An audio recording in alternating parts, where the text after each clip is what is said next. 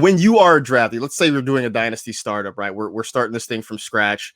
Mm-hmm. When you are looking to draft players, what things are you prioritizing in terms of how you're building your list, your draft list? I mean, my strategy is not going to change a whole heck of a lot from redrafts in terms of what positions I'm going after first. So I am going running backs and wide receivers. And you also want to watch runs a little bit more. But it's very similar in that unless you're in a Superflex Dynasty League, there's going to be a lot of quarterbacks that are going to be on the board and good ones in the middle to the late rounds, without question. And you're also going to see, Tua Tagovailoa is a lock to be drafted in Dynasty, where in redrafts he's not. Joe Burrow is a lock to be drafted much higher than he would be in a redraft, much higher, a lot more value. So a lot of it is similar to redraft in terms of strategy for me, in that the running backs and the wide receivers are going to take precedent, but you could end up seeing runs on quarterbacks and runs on tight ends a little bit sooner in dynasty leagues as people try and secure the Lamar Jacksons of Patrick Mahomes's and Deshaun Watsons of the world, these young quarterbacks who have proven that they can be quite productive in the National Football League, and people want to build around some of those players. Whereas there will be other owners out there who will end up waiting on the position. And it's in these dynasty leagues where guys like Aaron Rodgers and Tom Brady and Drew Brees, I mean, as valuable as they can be in redrafts, in dynasty leagues, getting maybe 1 or 2 more years, especially out of Brees and Brady. So things change. Yeah, and I think that's one of the biggest things for me too, is sort of paying attention to age. You talk about those quarterbacks there, right? And Drew Brees is going to be very popular in redraft leagues. Tom Brady's going to get drafted in a lot of redraft leagues. Mm-hmm. They will get drafted in dynasty leagues, but because, as you mentioned, the age is a factor. You are in theory building a team for the long run. So spending a lot of draft capital to get a guy who's only going to be on your team maybe a year or two probably isn't quite the same. And so, and I noticed that you see it a lot, especially at the running back position. It's been interesting watching a lot of dynasty league people talk on Twitter, and you see a lot of, and look, in redraft leagues and keeper leagues, this just seems like bananas. But in dynasty leagues, the talk of when do you deal Christian McCaffrey has become a topic, because I mean, this is a guy who's had a huge workload, who is, he's still fairly young, but he's going to be, I think, 25, 26 fairly soon. And I think as you're looking to kind of get out ahead of it, I think that's sort of the conversation. And so age has a lot to do with how you're building your roster. I think that's something to keep an eye on, because you don't want to necessarily load up with a lot of heavy veteran guys that in a year or two may have a huge fall off in production, and suddenly your team sort of falls apart. And strategy, is also different in that a lot of these dynasty leagues, you can trade players for draft picks in the rookie draft. Mm-hmm. So obviously in redrafts, typically you're not doing that. And although there are some leagues where you can trade picks in redrafts, but for the most part, I think it's more prominent in dynasty leagues. So that is an added aspect of making it more real, right? Yeah. Because just like GMs, you're trading players for picks, you're trading picks for picks.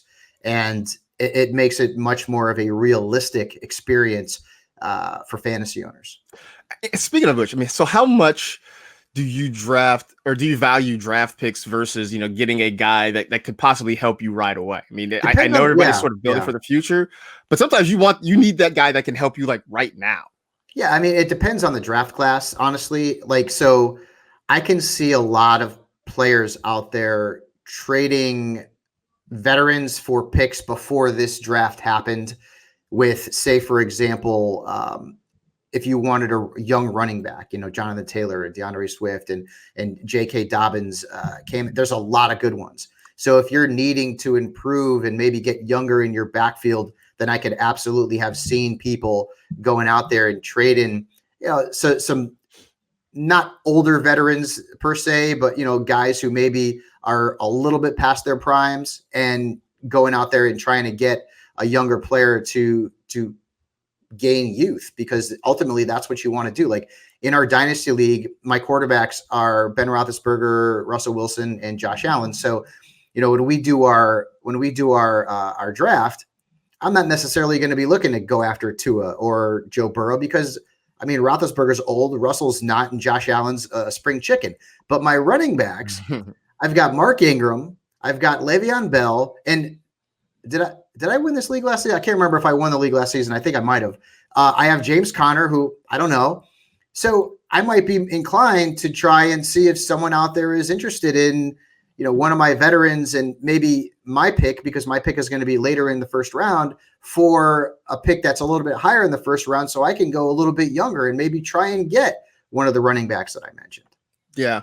And I think that's always the thing is trying to gauge that value of giving up somebody that's on your roster to try to get a draft pick. And I think some of it is based on who you're trying to target, right? Like this year, if you're talking about, if you really want to try to target, just for instance, say a Jonathan Taylor, right? Like what do you feel like you have to give up to get that pick that's going to allow you to draft Jonathan Taylor? And so those are the sort of the calculations you have to make, which does add a layer of difficulty to it, which does sort of make it a little bit more, realistic. Again, this is as close to being an actual GM as most of us are going to get, unless we somehow luck into a gig. Yeah, Dynasty is not for the home leaguers out there who just want to have fun and not be responsible for a team. I mean, virtually 365 days a year. Yeah. Because especially this time of year, things really pick up. You start getting a lot of trade offers. You start getting a whole lot of requests for stuff. So it does definitely go all year long. That's a thing to sort of pay attention to. You talk a little bit about your draft strategy and how you don't change it a whole lot. Do you still wait as long on quarterbacks, or do you have to make the move a little bit earlier in these leagues? Well, if you're in a startup, it really depends on what's left out there. I feel like in a startup dynasty league, Lamar and Mahomes are going to be picked even higher than they would be in redrafts because people just want that stud quarterback. So honestly, it mirrors sort of what I do in redrafts too, is because, I've been in a couple of drafts already, a few mock drafts in the last couple of weeks.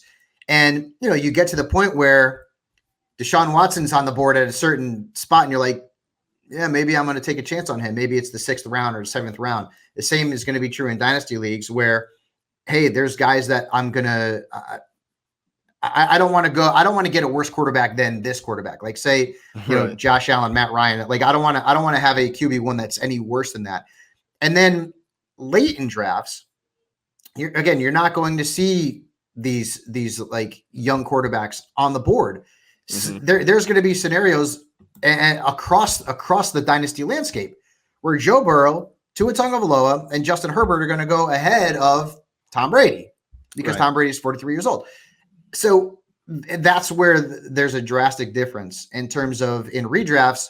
I'm taking Tom Brady all day long, 10 times out of 10 over all of those quarterbacks. But in dynasty leagues, that's not the case. Tom Brady is going to end up being there after, say, those three are already drafted. And I would have included, Jordan Love in there too, although I'm just not a big fan of him.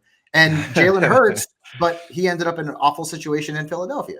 So, I think those two are interesting cases too, because I think, they have potential upside, but they also both have obstacles in the way of them getting on the field anytime soon. I feel like Wentz is the biggest obstacle because I don't know that Aaron Rodgers is going to finish his career in Green Bay, especially after what's just happened. So, I mean, if the Packers ended up trading Aaron Rodgers after this season, I wouldn't be surprised, and give the reins to Jordan Love, wouldn't be surprised at all. But in Philadelphia, there's a different story because Carson Wentz is not an old man relative to the age of a quarterback. He's not in his 30s. He's still a guy who's entering his prime. And so Hurts is going to end up being behind him for at least the next 3 years, I would think. Yeah. So I think that is sort of the obstacle to guys like that. When you look at running back versus wide receiver, I know you are a hardcore running back guy. That has never changed. I feel like in dynasty leagues, especially now with more teams going with committees, and with more running backs being in the pool, even if it's not necessarily deep, there are more guys in the pool. Do you tend to load up more at that position, just hoping you can throw a few darts and get a few hits later in your draft? Right. And let's also remember too, the top of the running back position right now in fantasy, Marcus, is pretty young. Like McCaffrey's not an old back. Barkley's clearly not an old back. Zeke, Dalvin Cook, Kamara. Zeke is probably the oldest of Zeke's the oldest of that group, and he's not that old. Right. Mixon. Nick Chubb, again, Josh Jacobs, like Miles Sanders. There's a lot of really good young running backs in the league at this point. So I feel like at that position, you want to go after those young guys. I mean, Derrick Henry is still relatively a young dude. And then you're going to have the Clyde Edwards-Helaire, who's going to be drafted. Austin Eckler is still relatively a young back as well. Again, I'm just like throwing names off the top of my head who are near the top of the list at that position. And at the wide receiver position, I guess you can make sort of the same argument. Michael Thomas and Nuke and, Devontae, Tyreek, Godwin is a young, Mike Evans, Juju. That's an interesting case study right there. Where does Juju get drafted in Dynasty as opposed to redraft? Because Juju is a young man. What is he, 22, 23 years old, and coming off a really bad season. And you also have to factor in with Dynasty, who the hell is the quarterback going to be, right? Yeah. So does Juju's value decrease significantly in redrafts because, Ben Roethlisberger is going to be back and he's coming off a bad season? How do you sort of balance that? But in Dynasty, does his value go up because he's so young, or does his value plateau because his quarterback might not be playing more than the next year or two? And then you don't know who that quarterback's going to be in Pittsburgh. Well, and you throw in the rumors that the Steelers may not re-sign him at the end of his rookie contract. That would be insane. It would be insane, but that also adds another layer of intrigue here, right? I mean, does he end up testing the market? Does he go somewhere else that potentially helps or hurts him? Juju is a very interesting case study, I think. When you talk it is. I mean, no question about that. And I'll give you another good one. My beloved Dallas Cowboys, right? In Dynasty leagues, I mean, Amari Cooper is still more valuable than CeeDee Lamb. I get it. But CeeDee Lamb, like in Dynasty, as opposed to redrafts, he's going to go way higher. I wouldn't be surprised if CeeDee Lamb was a lock top 50 pick in Dynasty. Lock. And you can't say that in redrafts. He's not getting picked until after the first 90, I would suggest. And CeeDee, you could argue, has more value right now in Dynasty leagues than Amari Cooper, because CeeDee's he's young and he has got a long career ahead of him. Whereas Amari Cooper, although he did sign the big 5-year contract with the Pokes, the Cowboys can get out of that contract after a couple of seasons. And so legitimately, CeeDee Lamb could be the number one wide receiver in Dallas as early as 2023. So 2022. So there's some things that you have to keep in mind there in Dynasty leagues that you're not really thinking about in redrafts. Hell, same thing with J.K. Dobbins. In redrafts, Dobbins is probably middle rounder, maybe middle to late. In Dynasty, he's gonna go huge. In rookie only, he's maybe a top 5 pick. Yeah, well, because I mean, I think the belief is that the Ravens may move on from Mark Ingram very soon, so it won't be too long potentially until this is Dobbins' backfield. So there's definitely upside there. Yeah, no question about that. And that's where you're going to see the biggest difference is that you're looking much more at youth and the future and projecting what teams are going to do, rather than look at what's going to happen just this season upcoming, and that's it. Right. Speaking of looking, for what's upcoming, tight ends, right? Because we all know that it usually takes a couple, 2 or 3 years for tight ends to sort of blossom. Maybe that learning curve is starting to shorten a little bit with guys who are just mostly pass catchers as opposed to kind of doing everything. But I feel like drafting tight ends is maybe one of the harder things to do in Dynasty, because the runway for them is so long that you really have to be patient if you are drafting a rookie tight end. Yeah. First off, George Kittle is a better pick than Kelsey in Dynasty because he's younger, and I feel like statistically they're close. They averaged the same amount of fantasy points last season, right. And then you get into guys like Mark Andrews is going to be more valuable than Zach Ertz because he's younger. You're Darren Waller, again, a young tight end. Evan Ingram, still a relatively young tight end who has to avoid injuries, but you almost want Evan Ingram more than you want a Zach Ertz in Dynasty because, Ertz not only is older, but also has to compete potentially with Dallas Goedert a little bit more even than last season. Yep. So Hunter Henry, younger guy, and, Jared Cook's value is going to drop in a Dynasty league. The good thing is that we've got some young tight ends in the league, Marcus, who have the potential to bust out either this year or next like a TJ Hawkinson, like a Noah Fant, like a Mike Gesicki, who the more research I do on Gesicki, the bigger I get on him. Love him. Dig it. A guy who he ran more routes out of the slot last year than any tight end in the league, and it wasn't even close. He was utilized in the red zone pretty often, and I just dig him. Devontae Parker is not going to be able to sustain what he did in the second half of last season. So you're looking at that kind of thing, right? Yeah. And then some of the veteran tight ends out there. I mean, Tyler Eifert's probably on that list. Tyler Higbee, excuse me, is likely on that list too.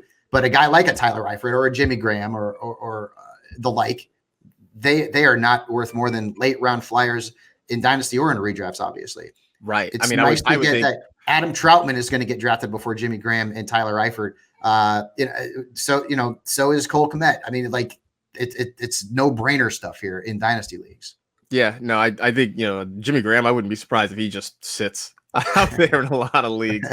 I would say I guess if there's one sort of saving grace, like it's something that saves you this headache, it's that this year's rookie tight end class is not anticipated to be a great one. I mean, you've got Kmet, you got Harrison Bryant.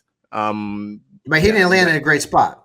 No, you got Albert O, who again, though he's still in he's got Fant there. So, this is not a great tight end class. So maybe this sort of relieves that headache a little bit. Yeah. And like another example, like Irv Smith, like he'll get drafted ahead of Kyle Rudolph by a mile. Maybe in a redraft's not that the case. It could be, but in Dynasty by a mile. Like Ian Thomas's value is going to be higher. Hayden Hurst's value is going to be higher. Rob Gronkowski's value is going to suck. Like Rob Gronkowski in Dynasty, like you don't know if he's going to play just 1 year and that's it.